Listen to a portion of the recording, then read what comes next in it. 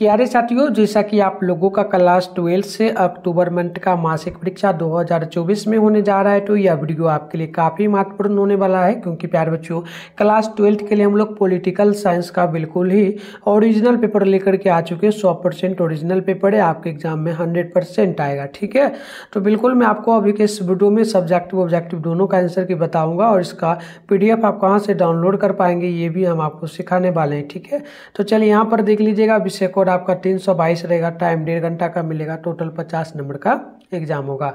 चलिए बिना देरी करते हम लोग आगे बढ़ेंगे। उससे पहले एक रिक्वेस्ट आपसे हम करेंगे, अगर आप लोग चैनल पे पहली बार आए हो तो चैनल को सब्सक्राइब करके नोटिफिकेशन को ऑल पे प्रेस कर देना, क्योंकि इसके बाद आपका ऑल सब्जेक्ट जैसे कि geography, Hindi, English, history, home science, psychology, sociology, economy, सारा पेपर हम लोग अपलोड करने वाले, तो उसका नोटिफिकेशन आपको मिल पाएगा, देख पाएंगे। एंड बोर्ड एग्जाम 2025 के लिए भी इसी चैनल पे रात में 8:30 बजे लाइव क्लास होता है, तो वो भी आप कर पाएंगे। साथ में इसी मंथ आपका जस्ट ये एग्जाम होगा खत्म, नवंबर में आपका एग्जाम स्टार्ट हो जाएगा जो ना सेंटअप का, तो उसमें भी आपको हेल्प मिलेगा। तो जरूर कर लेना इतना काम, और शेयर भी कर लीजिएगा सभी दोस्तों में वीडियो को। ठीक है, चलिए पहला क्वेश्चन है, स्वतंत्र भारत के पहले गवर्नर जनरल कौन थे? तो पहला का राइट आंसर बी होगा, Lord Mount Batten. Option number पहला का बी नंबर याद रखिएगा। 2 नंबर प्रश्न है, माउंटेन मैन की उपाधि किसने दी? ठीक है, माउंटेन मैन की उपाधि उपाधि जो है यहाँ पर किन्हें दी गई है? तो देख लीजिएगा, राइट आंसर 2 का ऑप्शन सी हो जाएगा, दशरथ मांझी को। ऑप्शन नंबर सी आप लोग याद रखेंगे। अगली प्रश्न देख लीजिएगा, 3 नंबर बोला जा रहा है, बोला गया कि बोडोलैंड प्रादेशिक क्षेत्र कहाँ स्थित है?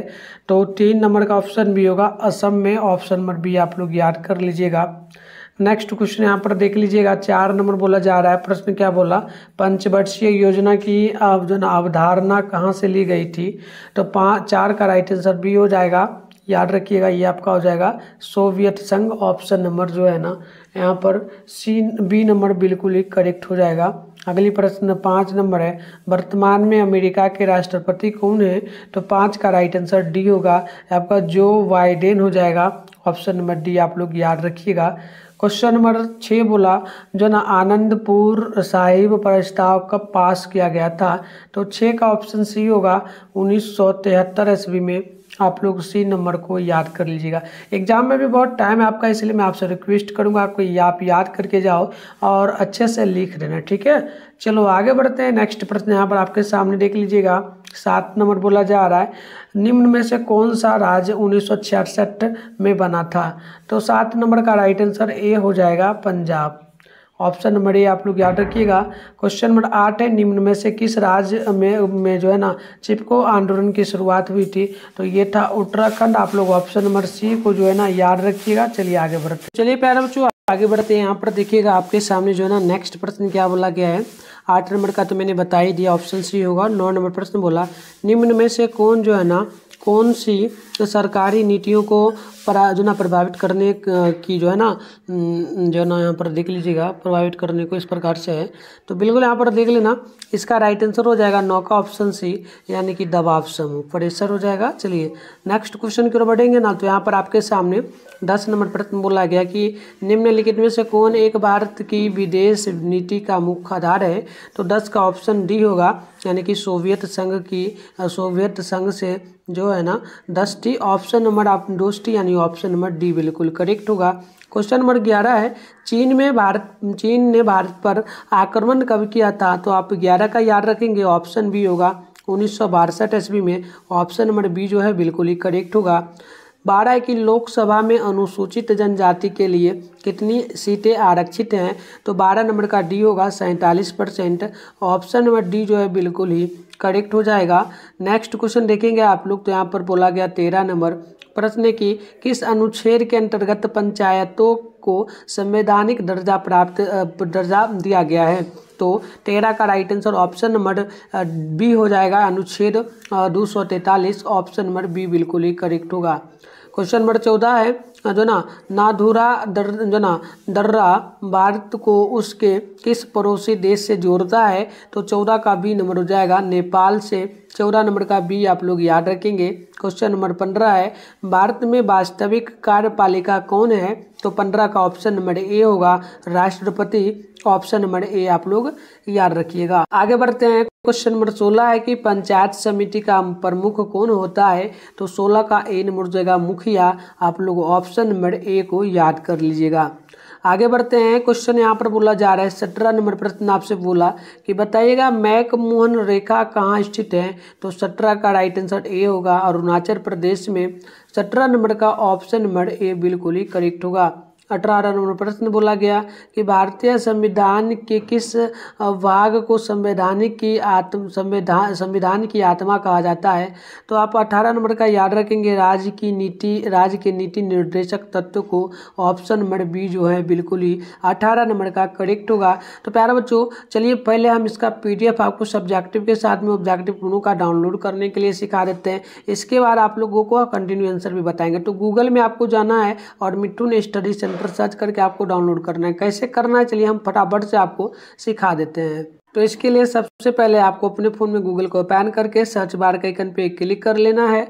और अभी आप इस चैनल पे जो वीडियो देख रहे हो, चैनल का नाम है मिट्टू स्टडी सेंटर। और आपको क्या करना है, सर्च कर लेना है। फिर ऊपर करिएगा, फर्स्ट में आपके सामने मिट्टू स्टडी सेंटर का ऑफिशियल वेबसाइट मिलेगा। इस पर आप लोग क्लिक कर देंगे। इस प्रकार से इंटरफेस ओपन होगा। आराम से स्क्रॉल डाउन कर लीजिएगा, नीचे चले आइएगा। नीचे आइएगा तो यहाँ पर देखिएगा आपके सामने जो है ना क्लास 12 का सेशन देखने को ये वाला मिलेगा। Class 12 October monthly exam question paper download result. तो फर्स्ट वाला जो मिलेगा इस पर क्लिक करेंगे। क्लिक करने के बाद इस प्रकार से इंटरफेस ओपन होगा। आराम से स्क्रॉल डाउन करके नीचे आइएगा। पहले व्हाट्सएप ग्रुप को ज्वाइन कर लेना। इसके बाद नीचे आप लोग बढ़ोगे तो ये आपका साइंस का सेशन है। थोड़ा सा नीचे आओगे तो ये रहा आर्ट्स का सेशन है। इसमें यहाँ पर जो है ना पॉलिटिकल साइंस लिखा हुआ मिलेगा। सामने डाउनलोड लिखा है, डाउनलोड पे क्लिक कर देना है। क्लिक करने के बाद आपको आना है तो पेज को रिफ्रेश कर देना। अभी फिलहाल आपको यहाँ पर जो ना ऑब्जेक्टिव का आंसर दिख रहा होगा। आप मिलाना चाहो ना तो ऑब्जेक्टिव का मिला लेना, क्योंकि बिल्कुल करेक्ट है। देख लो, पहला का मैंने बी बताया था, दूसरा का सी। तो इस प्रकार से ऑब्जेक्टिव का बिल्कुल मैं डाल दिया हूँ 300 क्वेश्चन का। आप यहाँ से लिख पाएंगे। सब्जेक्टिव का कुछ ही देर में एक वीडियो अपलोड होगा, ठीक है। तो चैनल को सब्सक्राइब कर लियो तो अच्छी बात है, नहीं तो कर लेना। यहाँ पर ऐसे वीडियो अपलोड होने से पहले आंसर आपको दिख जाता है।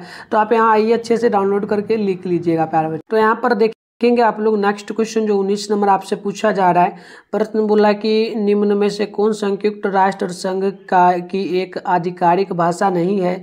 तो 19 का ऑप्शन नंबर आपका बी होगा, जापानी।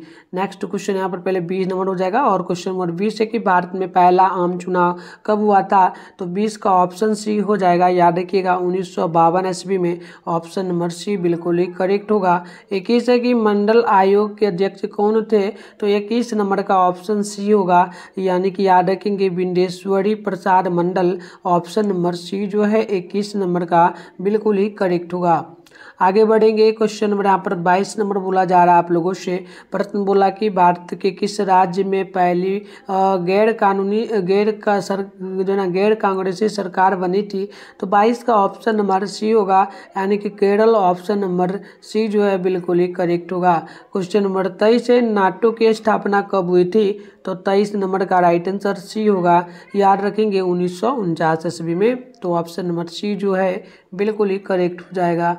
चलिए आगे बढ़ते हैं, क्वेश्चन नंबर 24 है कि गुट निरपेक्ष आंदोलन के प्रथम सम्मेलन में कितने देश भाग लिया था? तो आप 24 का डी नंबर याद रखना 25। ऑप्शन नंबर डी जो है बिल्कुल ही करेक्ट होगा। 25 नंबर क्वेश्चन है कि सोवियत संघ ने कौन सा सैनिक गुट बनाया था? तो 25 का डी नंबर करेक्ट होगा, वार्सा संधि। ऑप्शन नंबर डी जो है बिल्कुल ही राइट होगा। 25 के बाद देखेंगे 26 नंबर प्रश्न बोला गया, सोवियत संघ का विघटन कब हुआ था? तो 26 का ऑप्शन नंबर बी होगा, 1991 ईस्वी में।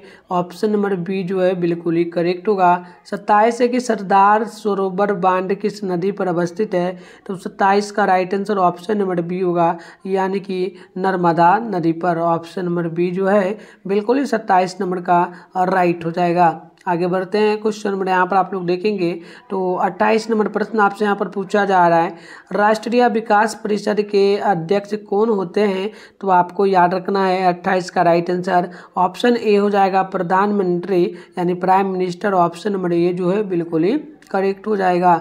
चलिए अगली क्वेश्चन की ओर बढ़ेंगे। तो क्वेश्चन यहाँ पर बोला 29 नंबर की योजना आयोग को कब भंग किया गया था? तो योजना आयोग को जो भंग किया गया था याद रखिएगा 2014 ईस्वी में। तो 29 नंबर का ऑप्शन नंबर ए बिल्कुल ही राइट होगा। 30 नंबर है प्रथम पंचवर्षीय योजना कब हुई थी? तो 30 का right answer option number B होगा 1951 ईस्वी में। ऑप्शन नंबर बी जो है बिल्कुल ही राइट होगा। जैसे पता है 10 क्वेश्चन रहता है, 5 क्वेश्चन का जवाब देना है, टोटल 10 नंबर वाला होता है। ठीक है, शॉर्ट क्वेश्चन 10 नंबर वाला होता है। तो देखिए मैं यहाँ पर पढ़ दे रहा हूँ। ठीक है, देखो पहला क्वेश्चन है कि संयुक्त जो ना ये दिख नहीं रहा है, इसको छोड़ देना आप लोग। पहला का 2 नंबर की संयुक्त राष्ट्र संघ की असफलताएं बताएं। 3 नंबर क्वेश्चन है कि निर्वाचन आयोग के 2 कार्य लिखे। 4 की मौलिक कर्तव्य से आप क्या समझते हैं? ठीक है, और चलिए और आगे देख लीजिएगा। और आगे क्वेश्चन क्या बोला, प्रश्न 5 में बोला शिमला समझौते पर संक्षिप्त टिप्पणी लिखिए। छठा प्रश्न का कार्य क्या होता है। 7 नंबर की नक्सलवाद क्या है और 8 नंबर की एपीटी क्या है। ठीक है, और आगे बढ़ते हैं। देखिए 9 नंबर क्या प्रश्न बोला, मानवाधिकार से आप क्या समझते हैं। 10 ने कि जो ना अध्याय देश क्या है। ठीक है, आगे बढ़ते हैं। अब शॉर्ट क्वेश्चन खत्म हो गया, लॉन्ग क्वेश्चन की बारी है। लॉन्ग क्वेश्चन देख लीजिएगा अच्छे से। ठीक है, देखो इसमें 5 क्वेश्चन, आपको इसमें से 3 क्वेश्चन का जवाब देना। 5 मार्क्स बोला है तो टोटल 15 नंबर मिलेगा। पहला है 11 नंबर की मौलिक जो ना प्राधिकार और राज्य के जाति निर्देशक तत्वों के बीच संबंध बताएं। और अगली क्वेश्चन आप लोग देखेंगे तो 12 नंबर प्रश्न बोला गया कि संयुक्त राष्ट्र संघ में भारत की भूमिका पर संक्षिप्त निबंध लिखे। 13 के 1992 के पृथ्वी सम्मेलन की जो है ना उपलब्ध पर प्रकाश डाले। और 14 की राष्ट्रपति की आपातकालीन शक्तियों का वर्णन करें। आगे देख लीजिएगा। आगे आपका 15 नंबर क्वेश्चन है कि नगर निगम के कार्यों का वर्णन करें। तो इस प्रकार से मैंने क्वेश्चन दिखाया, इसका आंसर भी आप देख सकते हो। इसका भी मैं पीडीएफ बताऊंगा कहाँ से मिलेगा, पहले यहाँ से आंसर आप देखो। जैसे कि पहला क्वेश्चन का आंसर आपका हो जाएगा, अच्छे से देखना। राष्ट्र संघ की विफलता का मुख्य कारण जहां जर्मनी, जापान, इटली द्वारा इसकी सदस्यता को त्यागना था, तो वहीं अमेरिका, जिसे राष्ट्र संघ की जननी कहा जाता है, उसके द्वारा राष्ट्र संघ की सदस्यता ग्रहण करना था। देखो आगे आपको 3 नंबर का हम लोग डायरेक्ट उत्तर दिए। ये 2 नंबर का था। ठीक है, ये 2 नंबर का उत्तर था, ये 3 नंबर का। जैसे कि लिखिएगा पहला चुनाव आयोग से संबंधित अनुच्छेद, और दूसरा लिखिएगा भारत चुनाव आयोग। आगे देखिएगा 4 का उत्तर यहाँ पर आपका होगा मौलिक कर्तव्यों की अवधारणा के अंतर्गत नागरिकों को जिम्मेदारियां एवं सामूहिक कल्पना के सार को जना विकसित करना है। भारतीय संविधान में निहित मौलिक कर्तव्य नागरिकों को अपने देश या पर्यावरण के साथ एक जो ना सौहार्दपूर्ण एवं उत्पादक पूर्ण संबंध बनाने में मार्गदर्शन के रूप में कार्य करते हैं। 5 नंबर का उत्तर देख लीजिएगा। 10 इस समझौते में भारत और पाकिस्तान के बीच यह भी तय हुआ था कि 17 दिसंबर 1971 अर्थात पाकिस्तानी सेनाओं के आत्मसमर्पण के बाद दोनों देशों की सेनाओं जिस स्थिति में थी उस रेखा को वास्तविक नियंत्रण रेखा माना जाएगा और कोई भी पक्ष अपनी ओर से इस रेखा को बदलने या उसका उल्लंघन करने की कोशिश नहीं करेगा। तो इस प्रकार से हुआ आपका 5 नंबर का उत्तर। ये है 6 नंबर का, किसी भी सूचना या जानकारी की प्राप्ति के लिए या किसी शंका के समाधान के लिए भाषा में की जाने वाली अभिव्यक्ति प्रश्न पूछने की के लिए जो है ना हर भाषा में अलग तरह के वाक्य होते हैं जिसे प्रश्नवाचक वाक्य कहते हैं। तो चलो अभी देखो सारे क्वेश्चन का उत्तर है, नीचे भी और है। तो पहले मैं इसका आंसर बताता हूँ कहाँ मिलेगा। तो गूगल में आपको मिलेगा, कैसे डाउनलोड करना मैं आपको सिखाता हूँ, वीडियो देखने के बाद जाकर के डाउनलोड कर लेना। तो प्यारे बच्चों आंसर की डाउनलोड करने के लिए आप लोग अपने फ़ोन में गूगल को ओपन करके सर्च बार के आइकन पे क्लिक कर लीजिए। और अभी आप इस चैनल पे जो वीडियो देख रहे हो चैनल का नाम है मिठुन स्टडी सेंटर। तो आप लोग चैनल का नाम मिठुन स्टडी सेंटर गूगल में आकर के क्या करेंगे सर्च कर लीजिएगा। फिर आपको ऊपर करना है, देखो फर्स्ट में मिठुन स्टडी सेंटर का ऑफिशियल वेबसाइट आपको मिलेगा, इस पर आपको क्लिक कर देना है। अब इस प्रकार से इंटरफेस ओपन हो जाएगा, आराम से स्क्रॉल डाउन कर लेना है, नीचे चले आना है। नीचे आओगे तो इस प्रकार से आपके सामने इंटरफेस ओपन होगा। यहाँ पर देखना क्लास 11-12 लिखा मिलेगा, class 12 October monthly exam question paper download. तो फर्स्ट वाला पर क्लिक करके आपको आराम से नीचे चले आना है। नीचे आओगे तो यहाँ पर देखना व्हाट्सएप ग्रुप का लिंक मिलेगा, इसे ज्वाइन कर लेना। ठीक है, सेंटर पे एग्जाम भी आपका होने वाला, उसमें भी हेल्प आपको मिलेगा। ठीक है, ओरिजिनल पेपर मिलेगा, तो चैनल को सब्सक्राइब कर लेना। तो चलो यहाँ देखो पॉलिटिकल साइंस है, सामने डाउनलोड लिखा है, डाउनलोड पे क्लिक करोगे। यहाँ पर एक बार बस आके पेज को रिफ्रेश कर देना, एक ही बार करोगे पूरा अपडेट हो जाएगा। और नीचे अच्छे से आओगे तो आप ऑब्जेक्टिव का भी आंसर के अच्छे से देख पाओगे, प्रॉपर ये सही आंसर है, आप इसको लिख पाओगे। ठीक है, पूरे क्वेश्चन का उत्तर हम लोग दे दिए, बराबर एकदम सही आप अच्छे से मिला लीजिए, है ना। कोई भी डाउट वगैरह तो कमेंट करना। ठीक है, तो देख लो यहाँ पर पॉलिटिकल साइंस का। ठीक है, अब सब्जेक्टिव की बात कर लेते हैं। तो देखो उत्तर जो अभी मैंने बताया दूसरा का था, तीसरा का है। यहाँ पर देखो साफ साफ दिख भी रहा होगा, तीसरा का, चौथा का, पांचवा का है और छठा का। तो इस प्रकार से हमने टोटल क्वेश्चन का पर उत्तर दिया। अब लॉन्ग में हम लोग बात करते हैं तो 11 का उत्तर दिए। हम पढ़ देते हैं, आप यहीं से आके डाउनलोड कर लेना। 11 नंबर का उत्तर होगा, संविधान के भाग 3 में निहित मौलिक अधिकार प्रत्येक नागरिक में सबसे बुनियादी निहित अधिकारों की गारंटी देने का प्रयास करते हैं, जबकि राज्य के नीति निर्देशक सिद्धांत ऐसे सिद्धांत देते हैं जो कल्याणकारी राज्य बनाने में मदद करने के लिए कानूनों और नीतियों को तैयार करते समय राज्य का मार्गदर्शन करना चाहिए। आगे देखिएगा, यहाँ पर आपका हो जाता है 12 नंबर का उत्तर, भारत ने संयुक्त राष्ट्र सुधार में महत्वपूर्ण भूमिका निभाई है। एक उदार लोकतंत्र होने के नाते उपनिवेशवाद और रंगभेद के उन्मूलन जैसे कई सुधारों को इसने बढ़ावा दिया है। इसने हमेशा सार्वजनिक हित के मुद्दों पर एक मजबूत रुख अपनाया और वैश्विक मुद्दों पर भी अपनी बातें रखी। आगे यहाँ पर है 13 का उत्तर कि पृथ्वी शिखर सम्मेलन की कई महान उपलब्धियां रही। रियो घोषणा पत्र और उसके 17 सार्वभौमिक सिद्धांत, जलवायु परिवर्तन पर संयुक्त राष्ट्र रूपरेखा सम्मेलन यानी कि UNSC, जैविक विविधता पर सम्मेलन और वन प्रबंधन सिद्धांत पर घोषणा पत्र। तो इस प्रकार से इसका उत्तर है सारा, आप देख सकते हो। और मैंने ये बता दिया। इसके बाद हम लोग ज्योग्राफी का पेपर लेकर के आ रहे, हिंदी, इंग्लिश, हिस्ट्री, मतलब ऑल सब्जेक्ट का आपको बिल्कुल ओरिजिनल पेपर इसी प्रकार से मिलेगा। तो आप चैनल को बस सब्सक्राइब करके नोटिफिकेशन को ऑल पे प्रेस करके रखो, ठीक है। तो जैसे ही वीडियो अपलोड होगा उसका नोटिफिकेशन आप देख पाओगे वीडियो। मिलते हैं नेक्स्ट वीडियो में, तब तक के लिए बाय।